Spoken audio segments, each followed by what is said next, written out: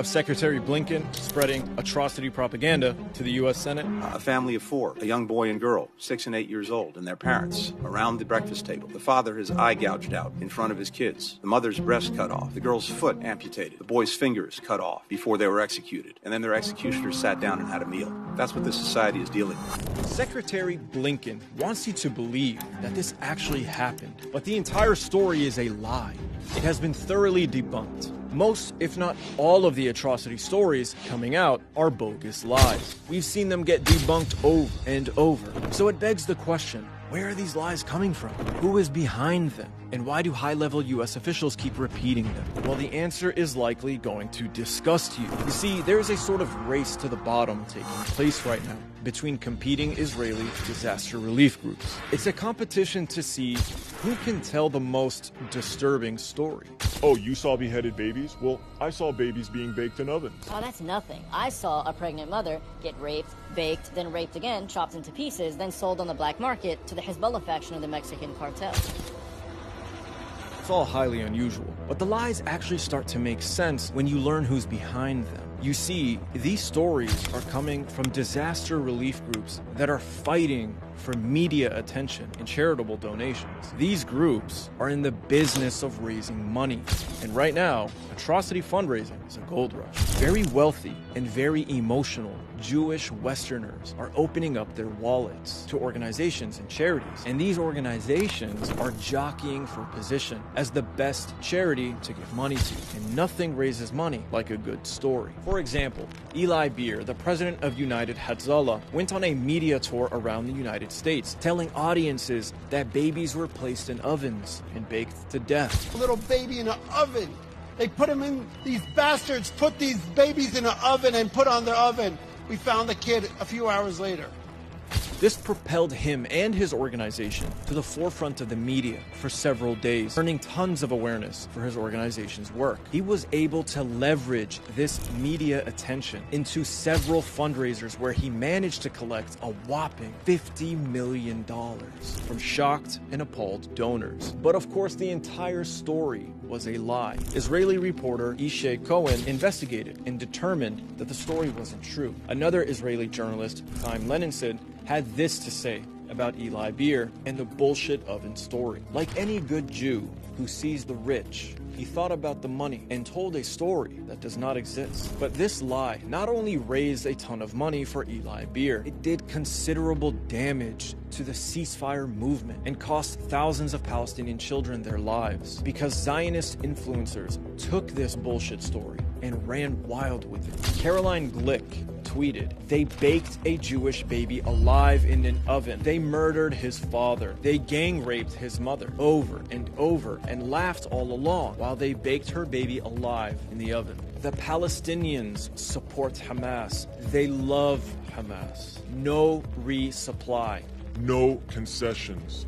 No mercy." And John Pateritz, in a tweet that gained 10 million views, said, "They baked a baby in an oven." He repeats it 3 times. And then he goes on to say ceasefire one more time. You f***ing baby murdering loving ghouls. This manufactured story, manufactured outrage, and provided the media and the politicians with the social space needed to get behind Israel's genocidal war in Gaza. United Hatzalah did eventually concede that the story was not true, blaming it on a volunteer who thought he saw such a case, but not before raising their money and not before causing damage. Hey, I get it. It happens. Your imagination can play tricks on you. Sometimes you open an oven and you see meatloaf. Sometimes you see babies. It depends on the state of mind you're in. Unfortunately, these people seem to not only be in a victim state of mind, but also a money-hungry state of mind, because they are imagining a lot of bullshit right now, and they're using it to raise money. And United Hatzalah isn't alone in doing this. They have a competitor in the disaster relief space called Zaka. And this group, Zaka, is responsible for some of the most obscene atrocity imaginations. These people lied about beheaded babies. They lied about mass rape. They even lied about a fetus being cut out of its mother. And just like United Hatzalah, Zaka is hungry for money right now. Their head of operations, Yossi Landau, has also gone around telling media and donors all sorts of atrocity propaganda lies. Father and mother, hands tied in the back, and on the other side, there's two children, a boy and a girl, hands tied in the back, and they were torched. You can see they were torched. Parents should see how the children are being torched, and the children should see how parents are being torched.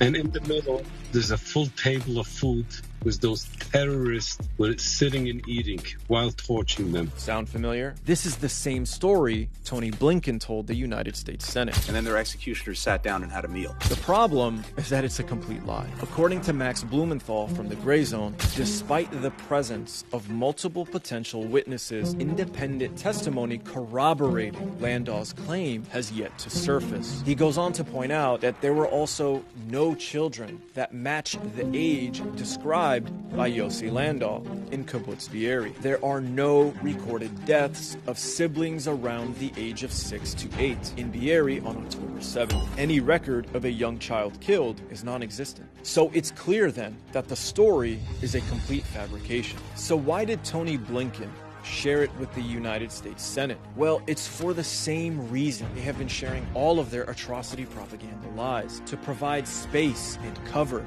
for the Israelis to commit war crimes in Gaza. These lies are meant to distract you from what's happening. And now, Zionists are trying to convince the world that mass rape took place. This woman is leading the so-called investigation into Hamas rape, but the investigation is off to a bad start. During a presentation, she shared a picture of a dead female Kurdish fighter from another time in another place and tried to present it as evidence of a raped victim from the Nova Music Festival. Another image shows the body of a young woman stripped from the waist down, her underwear were torn, hung on one leg, and she was photographed on the site at the Nova Music Festival.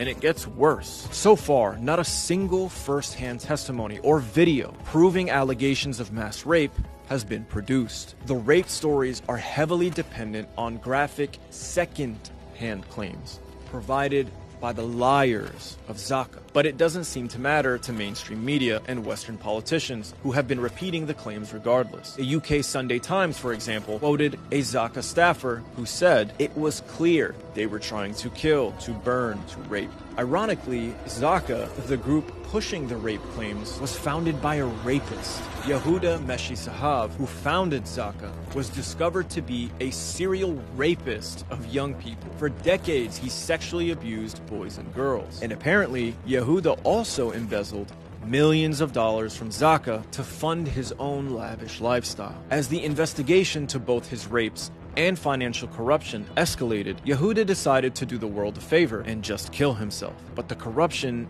didn't die with him. Brad Pierce, an independent scholar who documented Zaka's corruption, described the group as the most opaque and suspicious non-governmental organization I have ever investigated.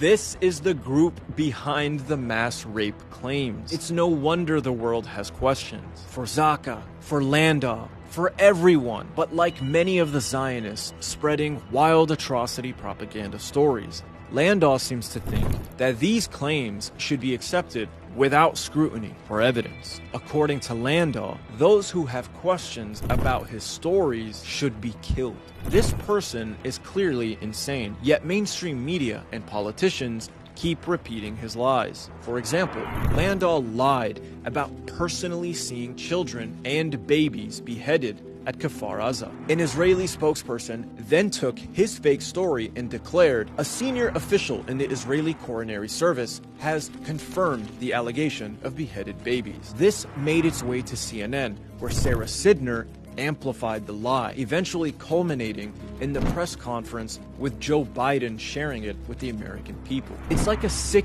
game of telephone, except the end result isn't just an inaccurate message. It's donation money for Zaka and genocide for Gaza. Of course, both Sarah Sidner and Joe Biden retracted their claims about beheaded babies. There are many atrocity propaganda lies to expose, and one day we will go through them one by one. For now, you should understand that these disaster relief organizations organizations are inventing, spinning, or exaggerating stories in order to raise obscene amounts of money, whether it's online via their website or in person at various events, for their corrupt and shady disaster relief organizations. And these lies are unfortunately amplified by Western media and politicians, which of course prolongs the genocidal war of retribution currently taking place in Gaza. If you would like to read more about this in detail, please click the link in either the comment section or the description of this video. I want to make clear that I'm not the one investigating these claims. That important work is being done